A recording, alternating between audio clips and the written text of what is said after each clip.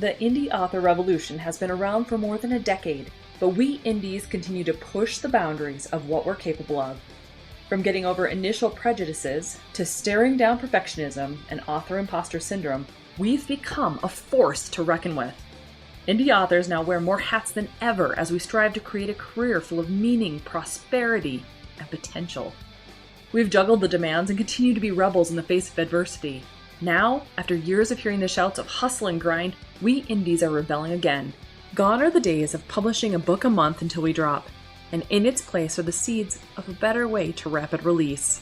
A way that feels incredible as we build a sustainable, lifelong author career that not only increases our visibility and royalties, but it's all done with intention and ease.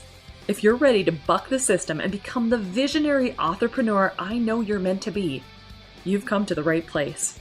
I'm Carissa Andrews, international best-selling indie author, and this is the Author Revolution podcast.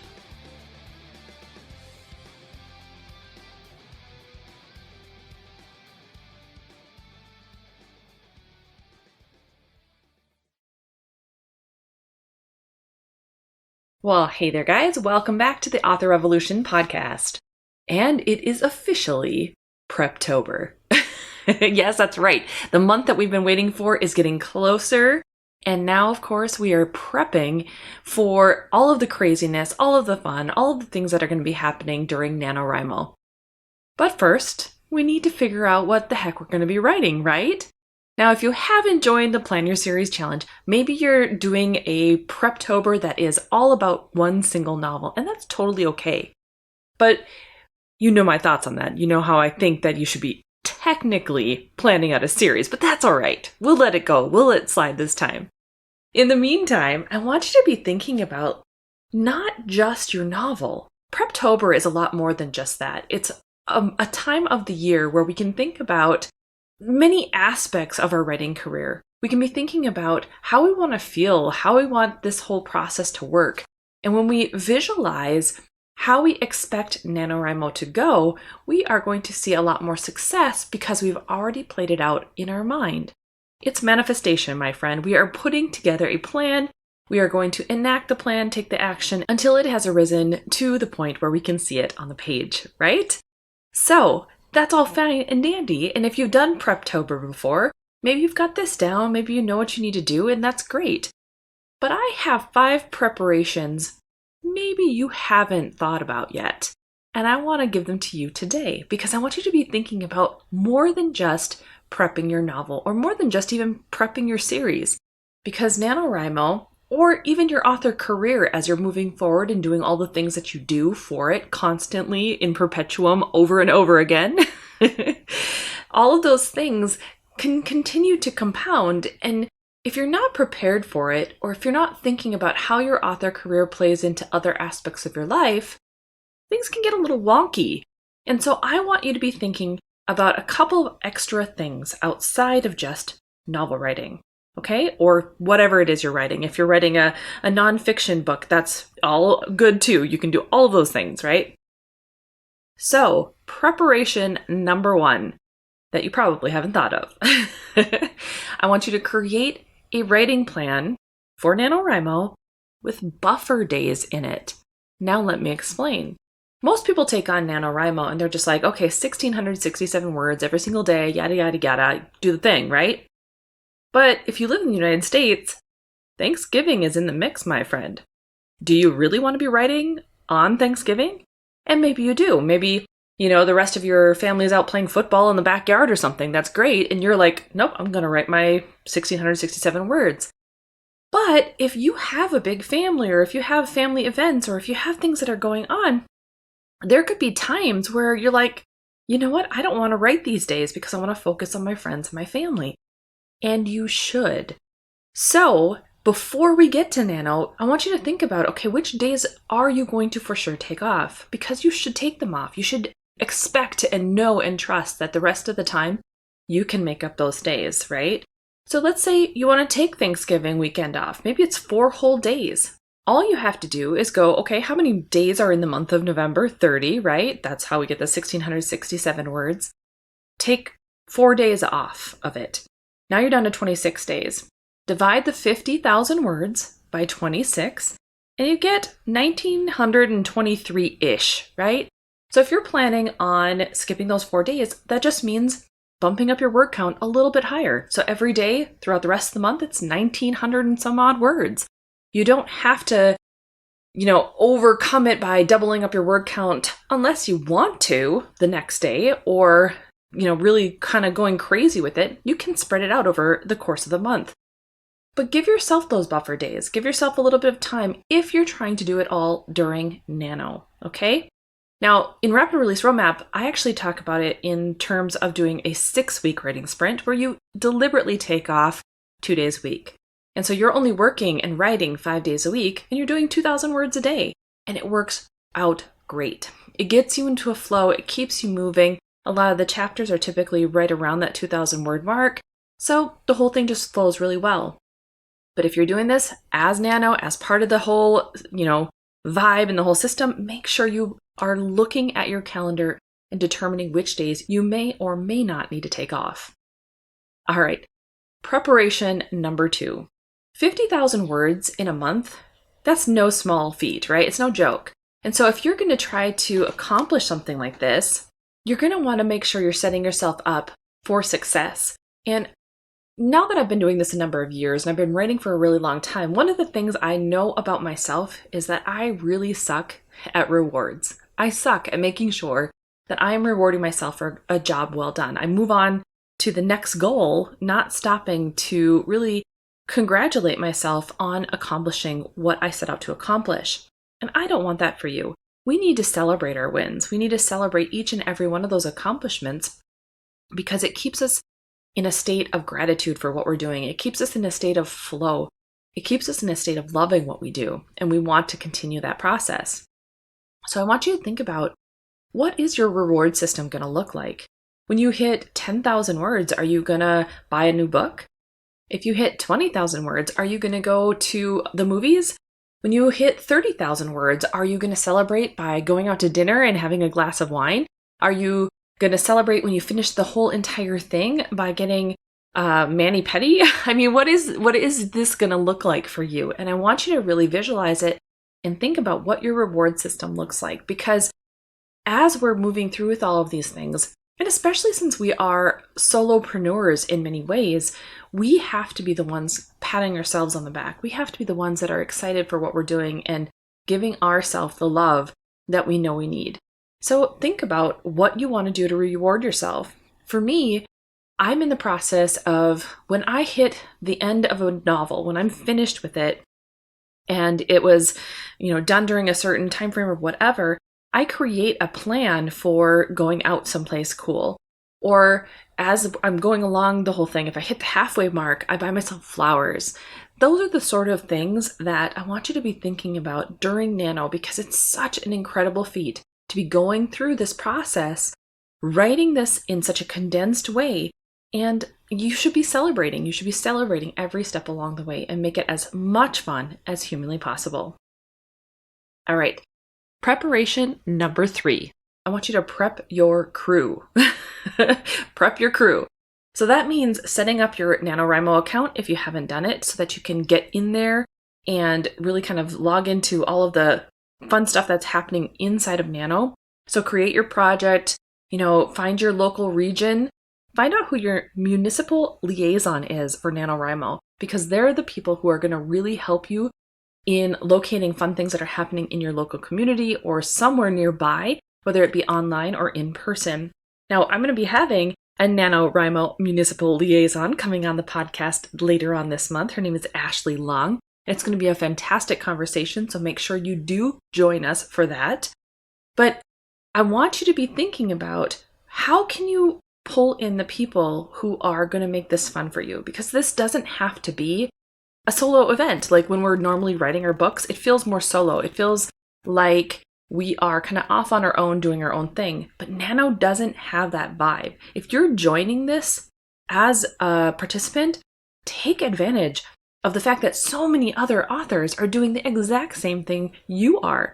Join together with other writing friends and talk about your books. Talk about the challenges. I mean, not only can you join things like NaNoWriMo and talking in like the groups on there, but you could join a Discord group, a Facebook group, create your own Slack group or your own Discord group, whatever, and choose times where you're going to hang out and you're going to talk about your books, or if you're going to sprint together. All of these things bring on this sense of camaraderie, and you can encourage one another to go further than they thought possible or than you thought possible. Because sometimes we're not going to feel like writing. And when you get together with the people who are cheerleaders, who are doing the same thing, they'll help you get your vibe up and help you to continue moving forward on it. When you are in the crowd, in the vibe of your tribe, the vibe of your tribe, I like that. You are just, it elevates you, it lifts you up, and it keeps you going forward. So figure out how you want your crew to come together. What is that going to look like? How are you going to connect? How frequently are you going to connect? What platforms? How are you going to do this together? Okay? So preparation number 4 is, do you know your book's vibe? Do you know what it is? Meaning like, okay, if you're writing horror, what kind of horror is it? What kind of vibe does it have? Can you find a way to get into its mood? Can you watch a horror movie? Can you write in a space that encourages it? Like keep your Halloween decorations up. I don't know.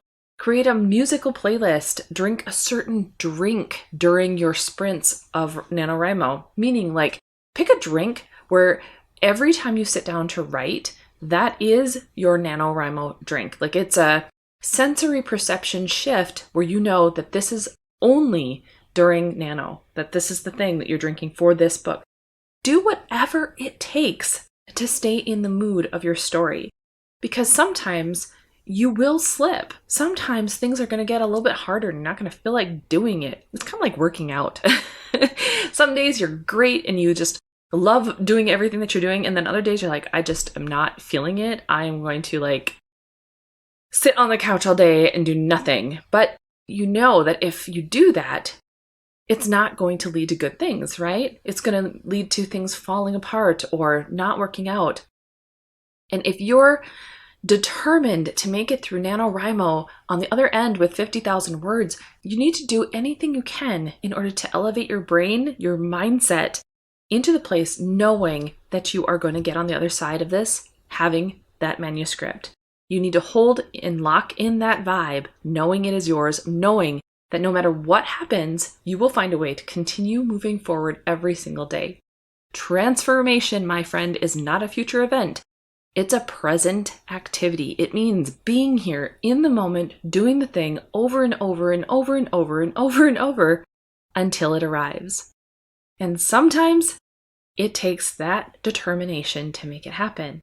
But you can make it fun by doing all these little things and adding in fun little ways to give it its own flair. Like for me, when I'm getting in my book's vibe, it's all about the music. I listen to my playlists over and over, specific to my series that I'm working on. I will read books that are in the same genre. I will watch shows and movies that give me some sort of insights into like, how can I pull something similar to that into my story, whatever. It doesn't even necessarily have to be in the same genre with some of the shows, because sometimes you can find some really interesting things to mix and genre bend into your books if you're open enough to paying attention. So I want you to think about your book's vibe before you get it started, before you start writing. What do you want it to feel like? And how can you put yourself in that vibe, knowing that every time you are in this particular location or drinking this certain drink or whatever, listening to this music, it will put you right where you need to be. Okay? And then finally, preparation number 5. Do not neglect your health. So during this time frame, it can be very easy to feel like I have no time to do like the things that keep me healthy, right? Like staying hydrated, for example. Now, if you are of the frame of mind where drinking alcohol keeps you creative or gets you creative, I have a little bit of news for you. Alcohol can really mess with your brain's cognitive abilities and it can dehydrate you. And so what happens is, number 1, you're more tired, you're not sleeping as well, and your stories kind of come out a little bit garbled. Where on the flip side, if you're staying hydrated, if you're drinking enough water during the day, It cleanses your brain. It keeps your body, your joints, your brain functioning at optimal level. In fact, it takes a lot of that brain fog away too. They talk about an apple a day can actually help with reducing brain fog, but staying hydrated, I'm telling you right now, is like tip number 1 when it comes to wanting to keep your brain as sharp as possible. And let's face it, if you're going from scene to scene to scene to scene, or chapter to chapter to chapter to chapter throughout this entire month, you're going to want your wits about you, right? So maybe save those celebratory wine drinks or beers or whatever for the end, when you've reached your ultimate goal, when you are done and now you want to celebrate. But if you want to keep your wits about you, definitely hold off on those just a little bit, because your health, your brain health, is what's super important during this time frame. So that also does mean work out if that's something that you're into doing. Make sure you're eating healthy, because all of those things impact your brain and impact the way that you function. So take care of your health, take care of your stress levels. If you're feeling stressed about all of this stuff and it's not feeling good to you, do whatever you need to do in order to get back into alignment with feeling good about NaNoWriMo. And if you can't get there, be okay with letting it go. Be okay with knowing that this isn't the right time for me, and I'm going to let this part go so that I can allow ease back into my life and try again next time, or try again in a different month. Just know that there are other options. There's so much more than just Nano. You can do this at any time during the year, and it doesn't have to just be now. It's just a fun event though. It's the vibe of everyone else coming together and doing it. But it doesn't have to be the only way you get your novel written. So be kind to yourself. Make sure you're not neglecting your mental health, your physical health, and also the health of loving up on your friends and family. You don't want to, exclude them either. So don't let that go. All right. Hopefully that was helpful for you guys. I know for me, it's kind of come about from years of doing Nano. I don't even know at this point how many times I've done it. I started in 2010, but I haven't done it every single year. So I guess I haven't counted which ones for sure I've done and which ones I haven't, because sometimes it doesn't fit entirely into my writing schedule. Like this year, I'm actually in the middle of already writing Ruins. And so I'll probably bleed over a little bit into November, but it's not my ultimate start point because I've already got my novel started. And I want to make sure that it's out and ready to go before December. So therefore, I need to start now and not in November. So at any rate, I want you to be thinking about your overall vibe for this upcoming Nano. I want you to really make it fun and know that this entire process is meant to be a creative and fun experience. And if at any time it doesn't feel that way, just let it go. It's okay. Be kind to yourself and know that you can always pick up writing. You can always pick up your book. You can always pick up another Nano at another year, another time, and just be easy on yourself, okay? I know how difficult Nano can be sometimes, especially when we've got other things going on in our lives. But at the same time, if you're prone to giving yourself outs, be aware of that. Give yourself those mental insights to go, you know what, I do this every single time. And this time I'm not going to let this go. This time I'm going to finish things. My dad is actually one of those types of people where he starts things and he doesn't always finish it. So he gets a project almost all the way to completion and then stops. And so for me, I grew up in this situation and I was determined in my life not to be that, to be a finisher. I am going to get things done. And so if I ever feel those moments where I just don't want to do it, I have to ask myself the question of do I actually need to take the break? Or am I just feeling like I'm getting too close to the end of something and it's scaring me? And so when you ask those questions of yourself, it can be very clarifying and it can help you to get over some of the limiting beliefs that you may not even realize that you have. So that's my 2 cents worth. You know me and mindset. I have to talk about mindset a little bit, right? Whether it's the millionaire author mindset or whether it's just mindset in general, I think it's so important. If there's one thing that my brother Scott taught me as we were growing up, he was the brother with the brain tumor, it's that our mindset is so key to everything. He had a life that was very hard, but he was always joyful. He was always so happy. And so if he could be happy, I knew I could be happy no matter what the universe was throwing at me. And I think the same goes for all of us. We are in control of our destinies, we are in control of our mind, and we are in control, absolutely, of NaNoWriMo.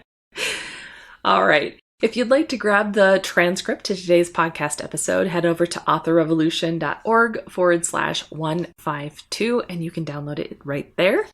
And if you've got any questions about NaNoWriMo, hang tight. We've got a lot of podcast episodes coming out this next month and even into November, where we're going to be talking about Nano and about the act of writing quicker, the act of writing your novels in a way that feels good, but also doesn't let us, hang out and dwell too much on perfectionism, because perfectionism it's a dream killer and we don't need it.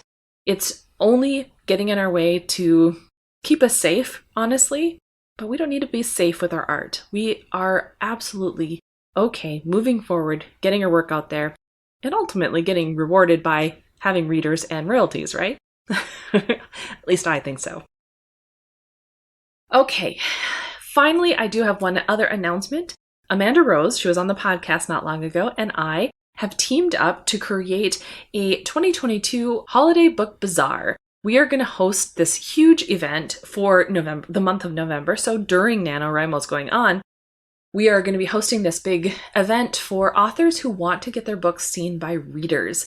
And so if you're interested in something like that, and you want your physical copies or your audiobooks or anything like that to be purchased during the month of November as we're heading into the holiday season, reach out to my assistant Trina at assistant@authorrevolution.org, and she can get you the link for all the sign-up details and what needs to happen. But it's going to be really cool. We've got a sales page, like a bookstore sales page online for different genres. So all the books link out to the paperback books. And then we've got blog posts that are going to go out both on her blog and my blog. We have an email sequence that's going to be going out to 18,000 different people. And then we've also got so many other things that are fun and planned. So we've got a Facebook group that we're going to be launching in the middle of November as well. So just think about it. If you're an author who wants to get eyes on their books during the month of November, you can include as many titles as you want for this event. So something to think about. And I will also make sure that there is a sign-up link in the show notes if you're interested in just clicking the button and checking it out. I am going to say goodbye now so that I can go get working on my Nano project, which is technically my Preptober project, which is ruins. I am working on ruins. You know this. All right. I will talk to you again next week. And in the meantime, go forth and start your author revolution.